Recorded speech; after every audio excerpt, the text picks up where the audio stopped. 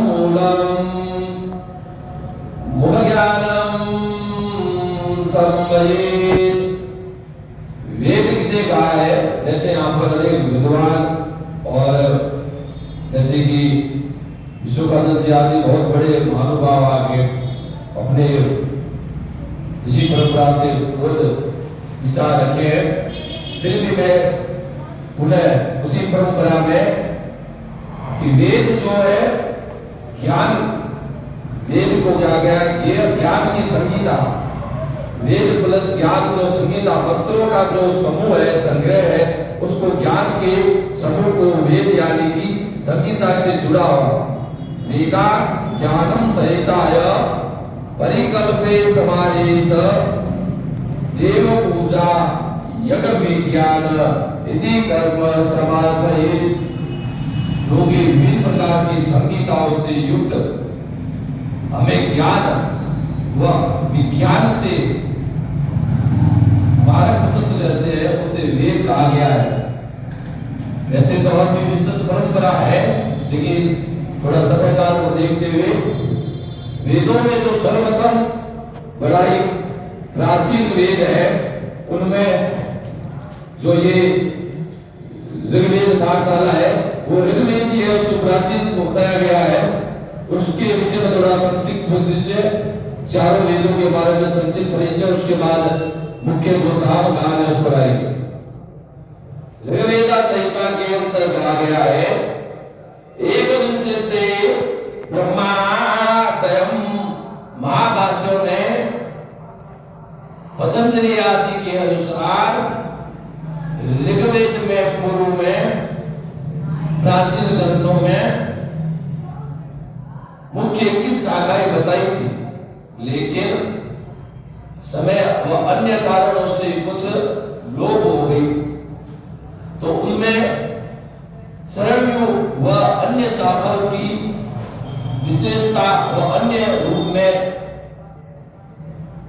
बोध होती है, जिनमें मुख्य रूप से शाकल्य शाखा, मष्कल्य शाखा, आस्वालयन शाखा, शाखायन शाखा या मांडुकायन शाखा, या इनमें शब्दों का कुछ भेद हो सकता है, अनेक आचार्यों की जो मत है।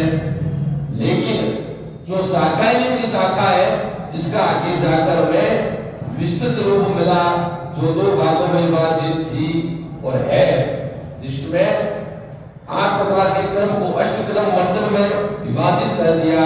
उन मंडलों में अनेक अनेक मंत्र विभाजित है, उनके अनुवाद है, उनके सूक्त है, उनको कहीं पर ऋग्वेद में 10 नहीं कहा गया है, और ऋग्वेद के ही सारे जो मंत्र हैं यजुर्वेद में है, सामवेद में है, वह जो व्यभिचार वेद है, अथर्ववेद है, उसमें भी है। मुख्य रूप से उनमें ही पाठांतर है। इसके ऐतरेय ब्राह्मण, मुख्य उपनिषद ऐतरेय, कौशिक सूक्त और आस्वालन इत्यादि। इस ऋग्वेद के बारे में एक सूक्त है, उसमें थोड़ी चर्चा करके आगे बढ़ते हैं, जिसमें हमारे पूज्य श्री शिवबाड़ी मठ के बहुत पूर्व सोमपुर जी महाराज ने व्याख्या की थी कि एक समय विज्ञान के जानकारों ने, विज्ञान का शोधकर्ताओं का आयोजन था, उसमें विज्ञानी ने बताया कि विज्ञानी ने सूर्य की किरणों पर शोध की थी। सोमवीर जी महाराज ने बताया कि उस किरणों के माध्यम से उन्होंने उस ध्वनि के माध्यम से उस किरण पर रिसर्च की, तो उस किरण में ऋग्वेद की ऋचाई सुनाई दे रही थी और प्रणव का उच्चारण था, जो उनके शोध यंत्र थे उसे मालूम था। तो सोमवीर जी ने जैसे कहा भाई है, याद मिलने के ऋषि ने सूर्य से शिक्षा ग्रहण की है, सूर्य वेदों का जन्म यही है। उसी प्रकार उन्होंने जो ऋग्वेद का 5वां मंडल है, उसमें खिल सूक्त जिसे कहते हैं और सामान्य रूप में हम श्री सूक्त भी से कहते हैं, उसके एक मंत्र का सामान्य अर्थ हमको मालूम है, उसका विचार करते हुए कहते हैं ओम हिरण्यवर्णाम हरिणी सूर्यम ददसदा चंद्राय हिरण्मयी जातवेदो एवं आव, ये जो मंत्र है आपको मैं सबको आता है। और जो मुख्य इसके 15 मंत्र है जीवी की वासना, और 16वां मंत्र जो इसकी फलश्रुति है। फिर भी जो यानी कि अग्नि को या सूर्य को संबोधित करते हुए कहा गया है कि सुवर्ण और सोने रजत आदि से युक्त बड़ी ही आभूषण युक्त मां लक्ष्मी को हमारे लिए पसंद करो या प्रकट करो, ये तो सामान्य अर्थ है। लेकिन अगर आपको बता दूं भविष्य में आप बड़े जानकार बैठे हैं, अन्य प्रांत राज्य भी विद्वान बैठे हैं, इसी सूत्र में उन्होंने बताया था उस समय कि सोने बनाने की भी विधि दे रखी है। ये सामान्य अर्थ आपको हमें आता है, लेकिन जो गूढ़ अर्थ है वो आचार्य ने या तो छुपा दिया या एक नाथ परंपरा है, उनको इनका गूढ़ मालूम है कि जो इस हिरण्यवर्णा उस औषधि से भी संबंध है, सूर्य से भी संबंध है, या हरित वर्ण के बच्चों औषधियों से संबंध है, उसे कैसे सोना बनाया जाता है, इन सोने मंत्रों में पूरा वह गूढ़ विधि दे रखी है। इसके बाद इस मंडल में मुख्य रूप से 33 देवताओं का वर्णन, वह इसमें मुख्य रूप से इंद्र के, उसके बाद अग्नि और चंद्र के क्रमशः मंत्र है।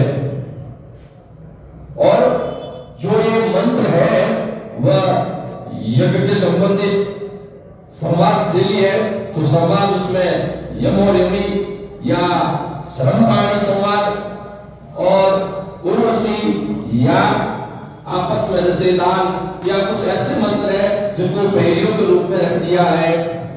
और कुछ मंत्र जो है वो दार्शनिक मंत्र है। और जो हमारे यजुर्वेद में जो 38वें अध्याय के बाद में अंतरिष्टि ग्रंथ के मंत्र आते हैं, वो भी ऋग्वेद से 10वें मंडल से लिए गए हैं, जिसमें लौकिक और धर्म निक्षेप है। ऋग्वेद के साथ में जैसे बताया कि छंद, गायत्री छंद, उष्टिक छंद, वृद्धि आदि ये वैदिक छंद है जो वेदों में विद्यमान है। इसके बाद यजुर्वेद सामान्य वैदिक कर्मकांड का प्रतिपादन करता हुआ गद्य रूप में गद्यात्मक यजुशैली युक्त, और महाभाष्यकारों ने कई वर्ष की 101 शाखा होने का विचार लिखा है। इसके जो पूर्व काल में विप्र या ब्राह्मण जो मंत्र का वाचन करते थे, अध्वर्यु नामक होता इत्यादि कर्ता से संबोधन किया।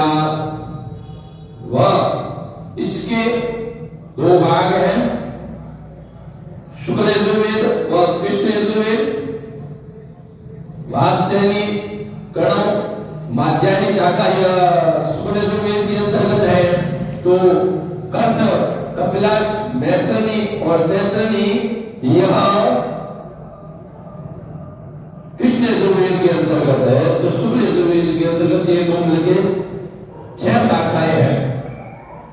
शुक्ल यजुर्वेद और कृष्ण यजुर्वेद में यह भिन्नता थी, जो सूर्य की साक्षी में मंत्र रचे गए वह शुक्ल यजुर्वेद के अंतर्गत थे, और जहां सूर्य की साक्षी ना थी, जहां ब्रह्म संप्रदाय को संबोधित थे, वह यजुर्वेद में कृष्ण यजुर्वेदी मंत्र के अंतर्गत रहे, और आदित्य संप्रदाय के मंत्र शुक्ल यजुर्वेद के अंदर आए। इनमें याज्ञवल्क्य के ऋषि हुए हैं मुख्य रचनाकार, उन्होंने इन्हें यजुर्वेद के मंत्रों का विस्तृत व्याख्यान किया है कि याज्ञवल्क्य ऋषि के गुरु हुए वैश्यपायन ऋषि। वैश्यपायन ऋषि किसी पर्वत पर समय पर ना पहुंचने के कारण ब्रह्म हत्या का पाप लगा, तो उन्होंने अपने शिष्यों को कहा कि इस प्रायश्चित करने के लिए आप सभी का गुरु ने आदेश दिया। तो याज्ञवल्क्य ऋषि ने अमवस का सभी शिष्यों को कहने की जरूरत नहीं है, मैं इससे आपको प्राश्चित करा सकता हूं। तब गुरु वैश्य पायन जी थोड़ा क्रोधित हो गए और उन्होंने जो भी अपनी विद्या ग्रहण करवाई थी नागमल्य के ऋषि को, उसे वापस लेने को कहा। और वो वापस मंत्रों का वापस जैसे ही रखते हैं तो वहां पर जो शिष्य थे, जैसे वो कहते हैं मुख से मंत्र उगाते हैं, वो आप शिष्य थे, तो उन्होंने उस तीर्थ की या तैतृय की बातें में ग्रहण कर लिया, जो यह तैतृय शाखा के रूप में बनी। उसके बाद में भगवान सूर्य नारायण से उन्होंने पुनः यजुर्वेद का या अपने पुराणों के बारे में अध्ययन किया। और मुख्य रूप से जो संगीता के 40 अध्याय के रूप में हम देखते हैं, तो उसके 25 अध्याय यजुर्वेद संगीता के मूल है। बाद के 15 अध्याय किल परिविष्ट करके आचार्यों ने अलग कर दिया। प्रथम के अध्यायों में पौर्णमास यज्ञ आदि का वर्णन व सोमवार वात्सल्य राजसु यज्ञ आदि का वर्णन, तो लगभग चतुर्दश अध्याय के बाद में जो शरद रुद्री है उसका वर्णन मिलता है। और तो और लगभग 22 और 25 के अध्याय में अश्वमेध के संबंधी जानकारी हमें मिलती है। और जो हमारा संस्कृत में राष्ट्रीय गान है वो लगभग 22वें अध्याय का 22वें मंत्र है। आगमन जो मंत्र है वो राष्ट्रीय गान, उसको वर्णित वही से उत्तर है। वह 25 अध्याय जैसे ही आगे 26 या 27 जो अध्याय उसमें जो वर्णन है, उनमें मंत्रों की या तो पुनरावृत्ति हुई है या केवल ऋषि या उनके नाम परंपरा को बताया गया है। लेकिन इसी क्रम में जैसे बताया कि ऋग्वेद के भी अनुसार मंत्र दृष्टि क्रम में वो यजुर्वेद के अंदर लिए गए हैं। इसमें भी लगभग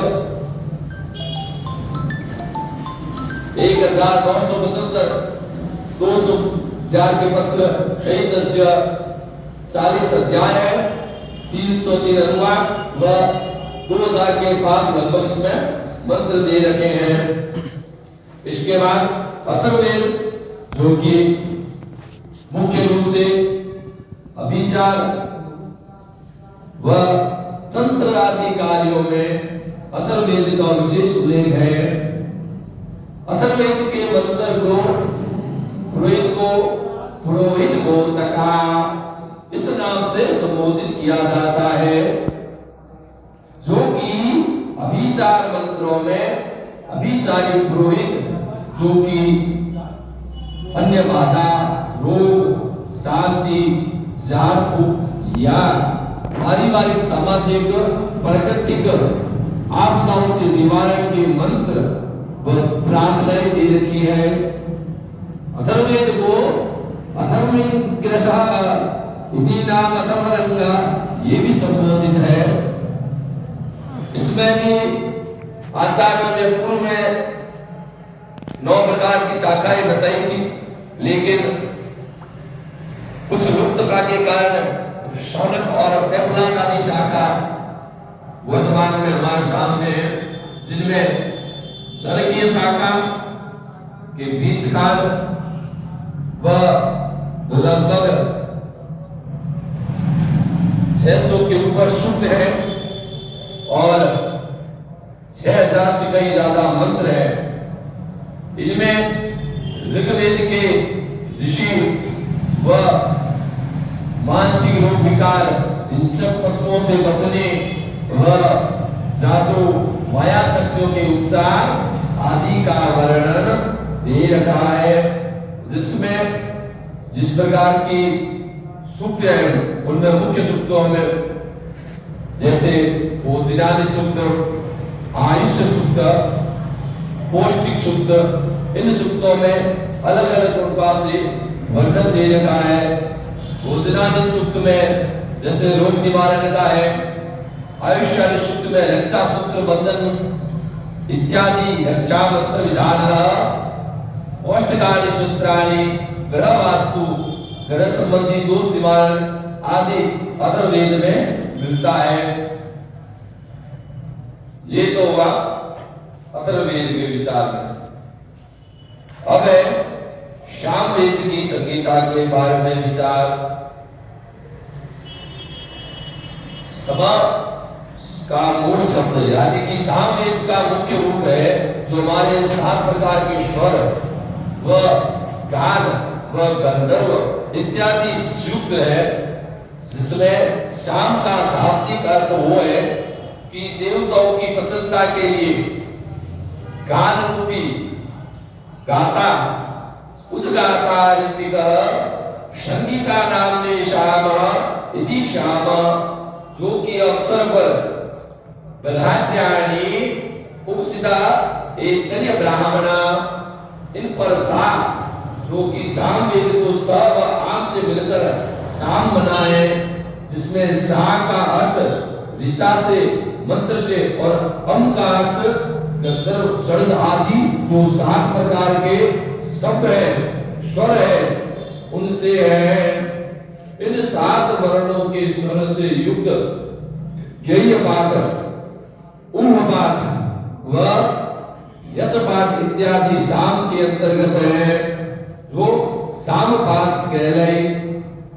इसमें भी साचाम चेती तसाम सामक्वा या ऋक्तया ससंवन अमो नाम सरोयेत, इसमें भी क्या कहा है सस्वत्मा सामवेद। पूर्व में महाभाष्य में सामवेद की भी 1000 शाखाएं बताई, पर कौथुमी राणायणी और जैमिनी मुख्य 3 शाखाएं हैं, जिनमें भी लगभग जो मंत्र है ऋग्वेद से ही लिए गए हैं और मुख्य कुछ जो मंत्र हैं वह शतक मंत्र व सामवेद के अन्य भाग में है, जो कि लगभग ये भी 2000 व अन्य गान में युक्त होने पर इनमें गान के 2 भाव है, पूर्व ऋचिका और उत्तर ऋचिका। इन साम गान को जो मुख्य जो गान में विभक्त किया है उनमें ग्राम गान, ग्राम यानी कि जो लोक संस्कृति के अनुसार जो गान, अरण्य जो जंगल वन व संन्यास आश्रम की तरह व यह गान जो कि अपनी वन की प्रसन्नता व देवताओं प्रकृति से संबंधित। इस गान में मुख्य रूप से ओ ह हु इत्यादि वर्ण अष्टा सहिताय अन्य मंत्रा अभिसाम कौथुमी पूर्व ऋचिका उत्तर ऋचिका मूलभाग ऋग्वेद सहित ये भी ऋग्वेद से संबंधित है। साम गान ये हुआ संक्षिप्त परिचय समय को देखते हुए वेदों के बारे में।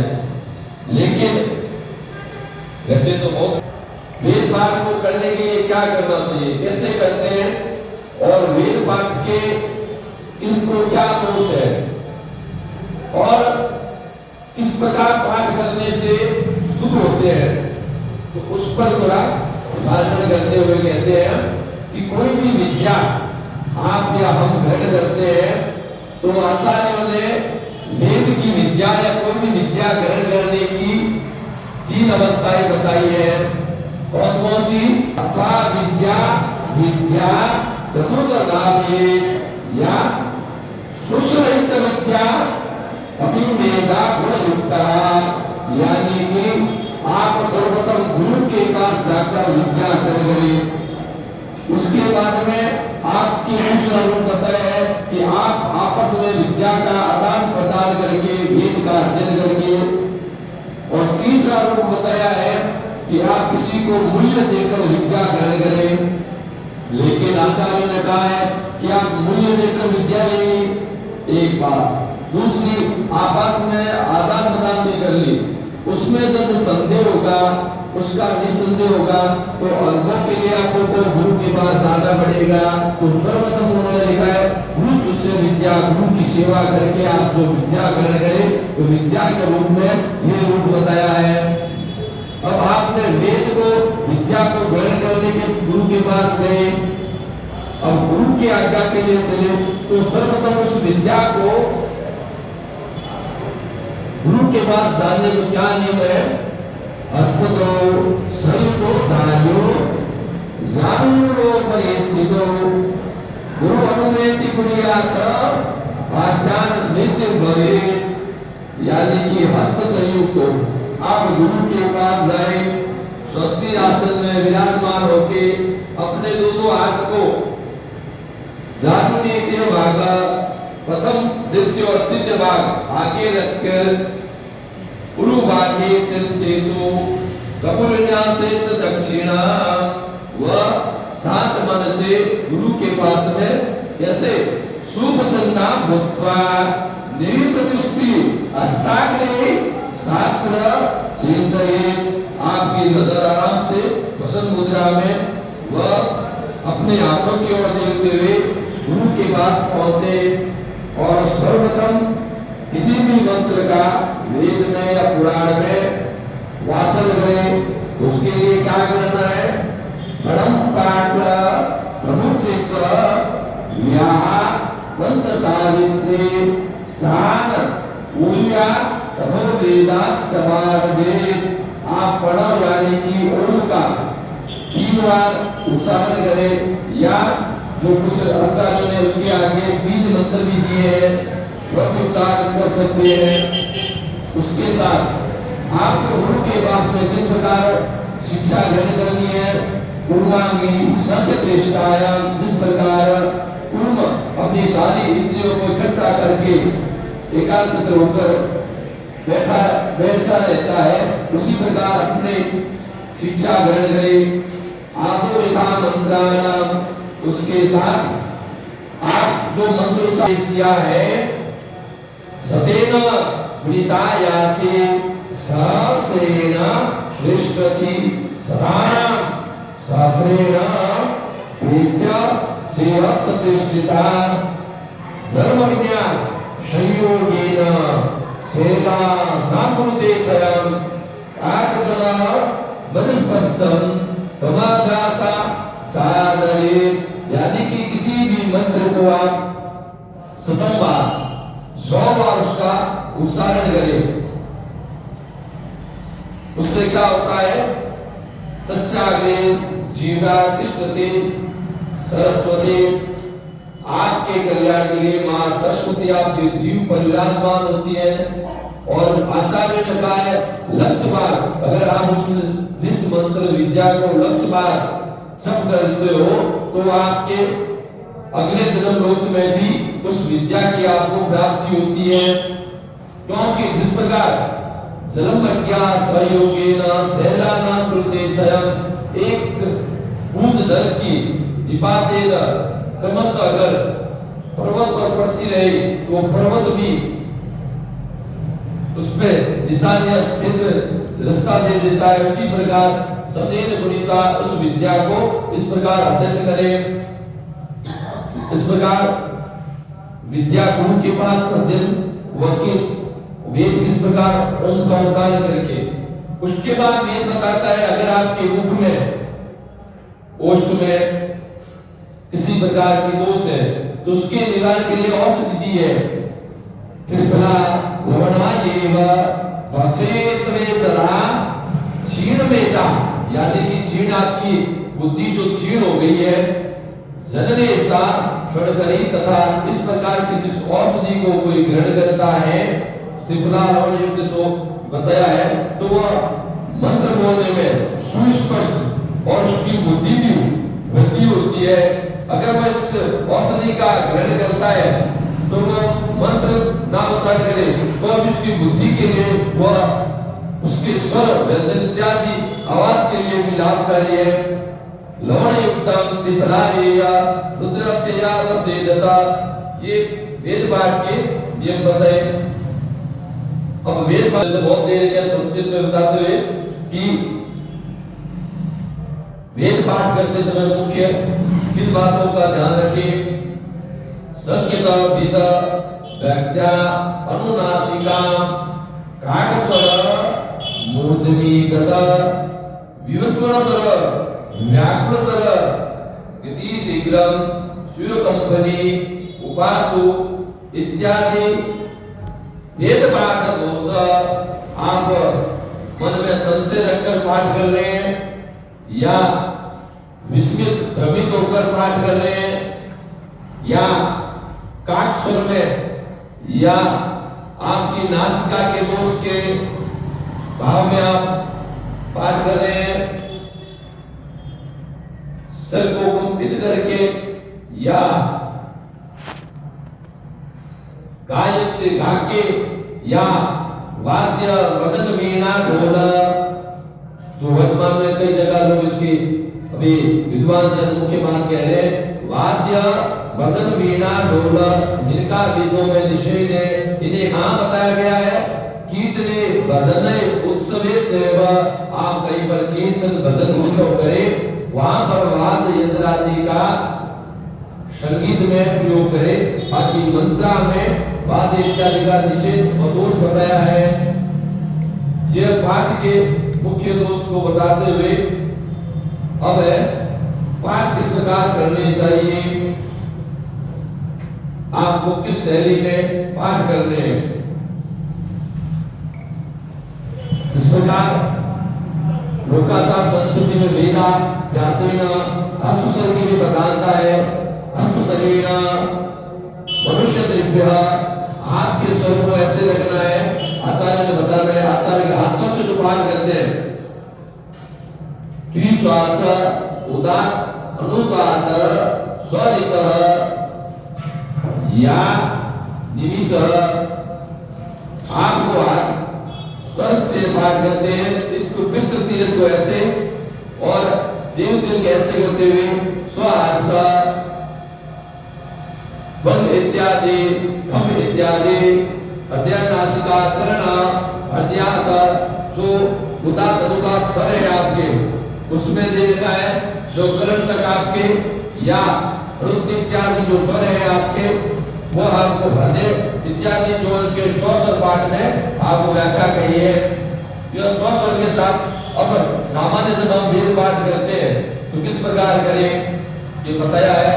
यथा बालस्य सर्पस्य या लघु चेतस्य बालस्य इस मात्र कालेन, यानी कि चातुर्वेद जो चारों वेद है उनको जब पाठ करें तो किस प्रकार करें? आचार्य ने सर्वप्रथम तो कहा है यावत् प्रारंभ तावत् समाप्त। जिस प्रकार आप वेद के पाठ को प्रारंभ करते हैं उसी शैली में आपको समाप्त करना है।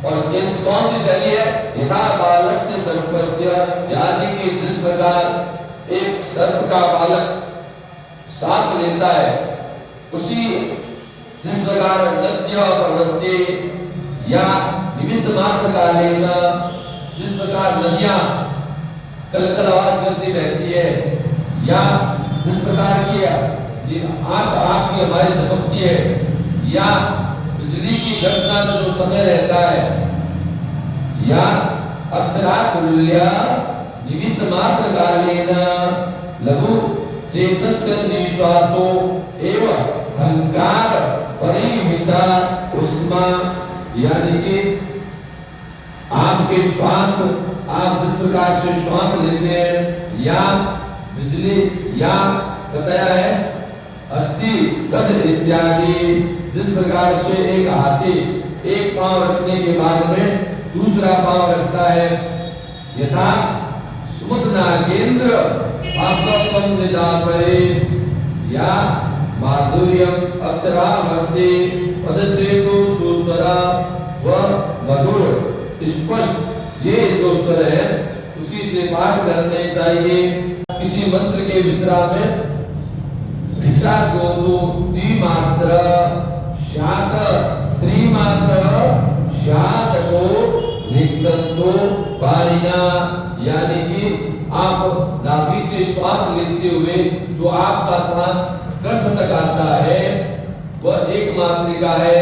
वह कंठ से आपका मुख तक आने पर भी मात्रिका रूप विश्राम है।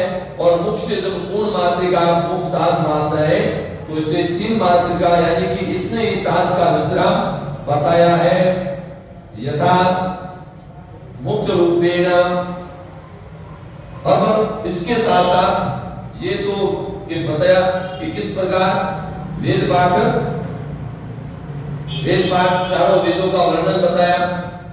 चारों वेदों के वर्णन के साथ में उनके संगीता ऋषि देवताओं का संक्षिप्त परिचय किया। अब एक विषय है इसमें कि एक महाभाष्य पुस्तक है उसमें वेद के पाठ का क्रम बताया है। संगीता पाठ, पद पाठ, सम पाठ और क्रम पाठ ये मूल पाठ थे पूर्व में। और ऋषियों ने वशिष्ठ आदि ने इनके 8 भेद कर दिए। कौन कौन से थे? जटामाला, शिखारेखा, दधो, दंडो, रथोदनः, अष्टो विकित्रा प्रोक्ता कर्म पूर्वा मार्शमी। यानी कि जिस प्रकार बताया कि यजुर्वेद का जो शुक्ल यजुर्वेद उत्तर भारत में रहा विशेष और महाराष्ट्र की और कृष्ण यजुर्वेद चला गया। ये साहित्य का आचार्य ने कहा तो वेदों के ऋषि है उसमें ये 8 पाठों का विशेष वर्णन दे रखा है। वो पूरा तो मैं सूक्ष्म में सभी 8 पाठों की विस्तृत व्याख्या लिखी है कि जटा पाठ, माला पाठ, शिखा रेखा, ये धन पाठ वेद है। इनको ऋषियों ने कि ये वेद हमारे सुरक्षित रहे, इनमें किसी प्रकार का दोष ना हो। वह जिस प्रकार एक ही मंत्र व ऋषि का उच्चारण का नाम बार बार किया जा सके उसका महत्व अधिक था और उससे उसकी शुद्धता अधिक बनी गई। ये मुख्य रूप रहा जिसमें इनके युक्ति ने रखी है। वह एक मंत्र के साथ मैं बताता हूँ कि जटा पाठ में प्रथम आवृत्ति मंत्र की फिर आवृत्तियों को 2-2 बार व अन्य में त्रिवारी, द्विवारी, प्रथम बारी ऐसे करके अन्य पाठों में व्यक्त किया गया है। लेकिन जो सबसे इन 8 पाठों में धन पाठ है उनमें जो मंत्र की प्रथम और अंतिम में जो आवृत्ति है वह लगभग समान ही है। मध्य में जो मंत्र है उनकी लगभग 12 या 13 बार मंत्र को पुनरावृत्ति किया गया है। यह धन पाठ की विशेषकर व्याख्या है। अब इस धन पाठ में और जटा पाठ किस प्रकार करते हैं उसको 2 मंत्रों के साधन से समझाते हैं। फिर भी ये जटा माला शिखा पाठ है सभी विद्वान मालूम है। लेकिन आप बता दो प्राचीन से प्राचीन आचार्यों ने जो है जो हम सम पाठ करते हैं सामान्य समक्रम पद पाठ करते हैं उसी को ही सर्वश्रेष्ठ बताया है। हाँ धन पाठ जटा पाठ ये किसी से कम नहीं है। लेकिन मूल रूप से जो सामान्य रूप से जो पाठ चले आ रहे हैं जो हम जैसे पाठ करते हैं अभी आपको उदाहरण देता हूँ जैसे कि ये ब्रह्मा प्रजापति का यो मंत्र है जिसे सम पाठ कैसे करते हैं यम आत्मा बलदा यस्या विश्वे उपासते पति यस्य देवा।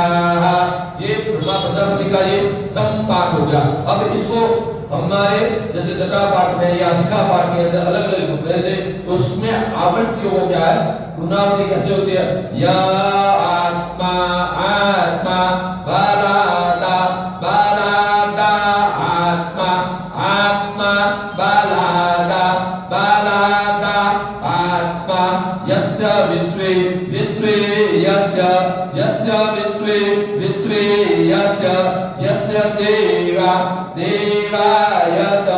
ये हो गया शिखा पाठ के अंतर्गत। सम पाठ का अब घन पाठ में इनमें क्या है जैसे कि प्रथम आवृत्ति या आत्मा ये आवृत्ति एक बार आएगी बीच इसमें जो है आत्मा बलता ये सारे कम से कम आपके लगभग 12 बार आवृत्ति होगी और फिर अंतिम है यस्य देवा जो ये एक बार आवृत्ति की।